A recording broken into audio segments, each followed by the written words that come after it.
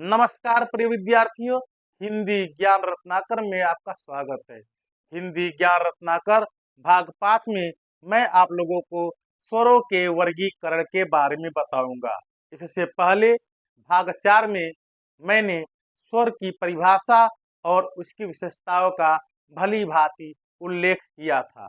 यदि आपने भाग 4 को नहीं देखा है और उससे पहले के भी अन्य भाग नहीं देखे हैं तो आप कृपया करके मेरे चैनल को सब्सक्राइब कीजिए ताकि आपको सरलता पूर्वक सारी वीडियो उपलब्ध हो जाए और व्याकरण की सही जानकारी मिल सके। विद्यार्थियों, मेरे हाथ में एक मार्कर है। यदि मैं आपसे कहूं कि इस मार्कर का वर्गीकरण कीजिए तो निश्चय ही कई लोगों द्वारा इसका वर्गीकरण कई प्रकार से किया जाएगा। उदाहरण के रूप में लंबाई के आधार पर, व्यास के आधार पर, गुण के आधार पर और रंग के आधार पर। इस प्रकार जब इस छोटी सी वस्तु मार्कर के वर्गीकरण के कई आधार हैं, उसी प्रकार स्वरों के भी वर्गीकरण के कई आधार हमारे सामने आते हैं। तो स्वरों के वर्गीकरण के कुल 6 आधार हमारे सामने आ रहे हैं। पहला वर्गीकरण है उच्चारण तथा मात्रा के आधार पर, दूसरा है व्युत्पत्ति अथवा बनावट के आधार पर, तीसरा ओठों की बनावट के आधार पर, चौथा हवा के निकलने के आधार पर, पांचवा है जीभ की स्थिति के आधार पर, और छठा है जीभ के उठने या मुख की आकृति के आधार पर स्वरों का वर्गीकरण। इस प्रकार प्रिय विद्यार्थियों, स्वरों के वर्गीकरण के कुल 6 आधार हमारे सामने आ रहे हैं। यदि परीक्षा में पूछा जाता है कि स्वरों के वर्गीकरण के कुल कितने आधार हैं, तो आप उत्तर बताएंगे कि स्वरों के वर्गीकरण के कुल 6 आधार हैं।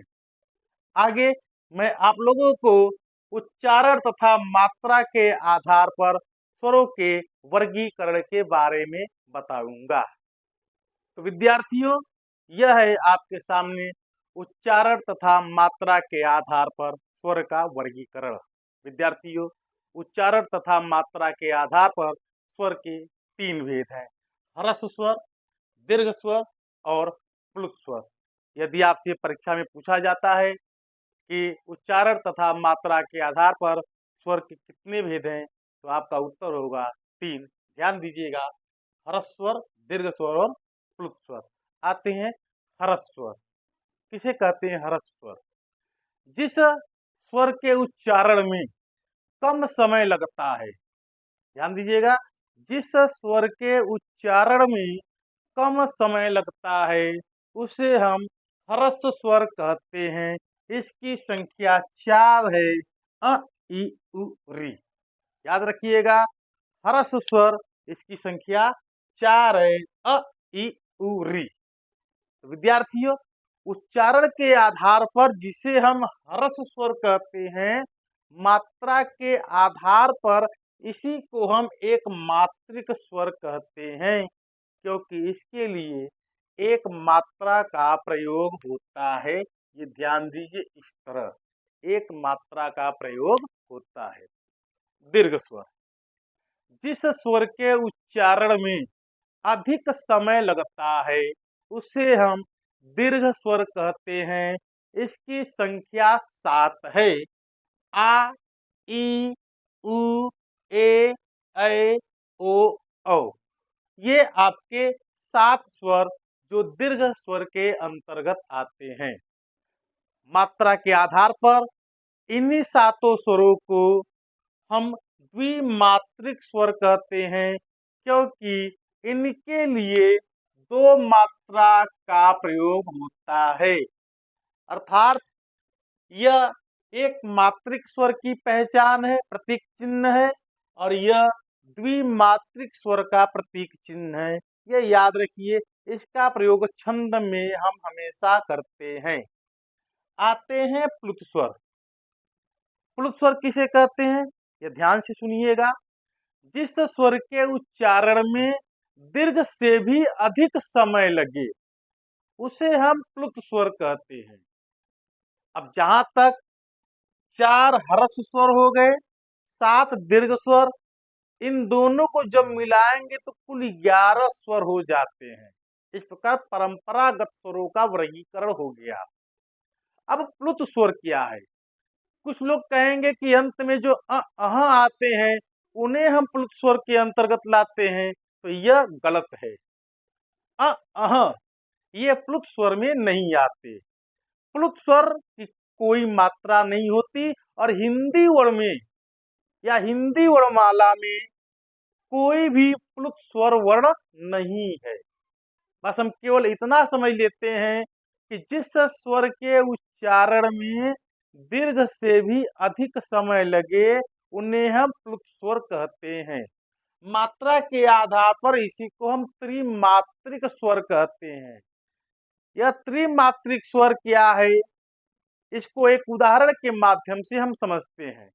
मुर्गा जब बाग लगाता है कुकू, तो पहले वह ह्रस्व स्वर में उसका उच्चारण करता है, फिर दीर्घ स्वर में उच्चारण करता है, और जब कू लगातार बोलता है तो वह प्लुत स्वर में परिवर्तित हो जाता है। एक दूसरा उदाहरण ओम। जब हम ओम का उच्चारण करते हैं तो ओ आपका दीर्घ स्वर के अंतर्गत आता है। उसके बाद उसी ओ को जब हम लगातार खींचते हैं ओ, तो ओ को जब लगातार खींचेंगे तो वह प्लुत में परिवर्तित हो जाएगा। तो प्लुत स्वर की कैसे पहचान करेंगे या हम कैसे शब्दों में जानेंगे कि शब्द में आया हुआ कौन सा वर्ण प्लुत स्वर है? तो इसके लिए हम 3 के अंक का प्रयोग करते हैं। जब ओम हम लिखते हैं तो ओम लिखते समय हम ओ लिखे और 3 लिखते और ये म हो गया, तो यही आपका प्लुत स्वर है। इसी दीर्घ स्वर को जो ओ है, इसी दीर्घ स्वर को हमने प्लुत स्वर में परिवर्तित किया है, यही प्लुत स्वर है।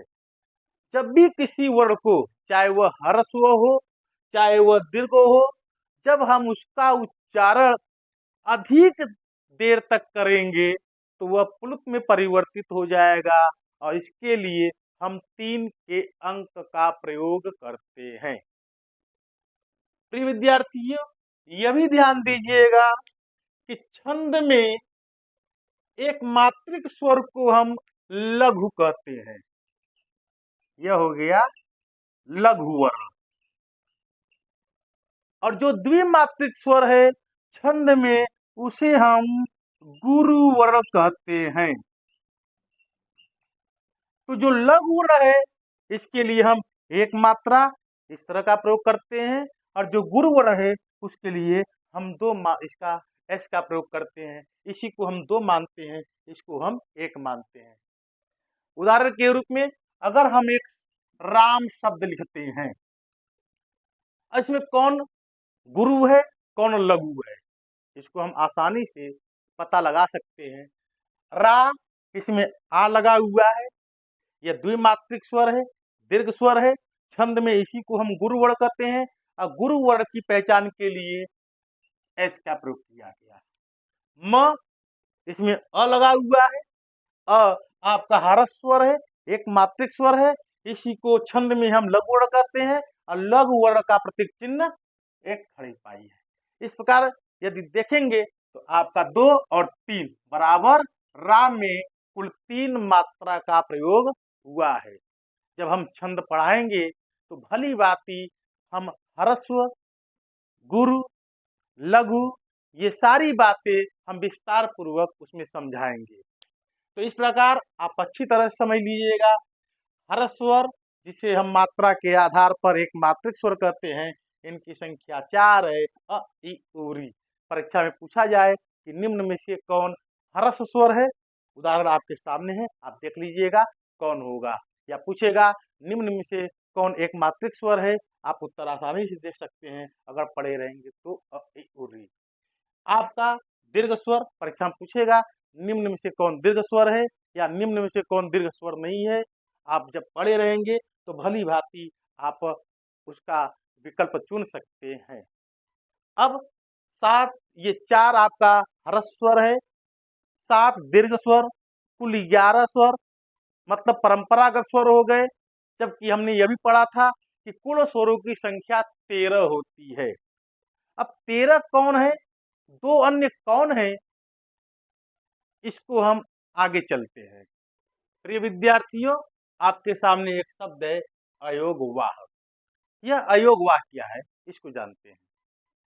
ऐसे वर्ण जो न तो पूरी तरह से स्वर में आते हैं और न ही पूरी तरह से व्यंजन में आते हैं। इस प्रकार स्वर और व्यंजन में इनका योग न होने के कारण ही इन्हें अयोगवाह कहा गया। चूंकि जिस प्रकार स्वर मात्रात्मक रूप में व्यंजन के साथ प्रयुक्त होते हैं, उसी प्रकार ये वर्ण भी मात्रात्मक रूप में व्यंजन के साथ प्रयुक्त होते हैं।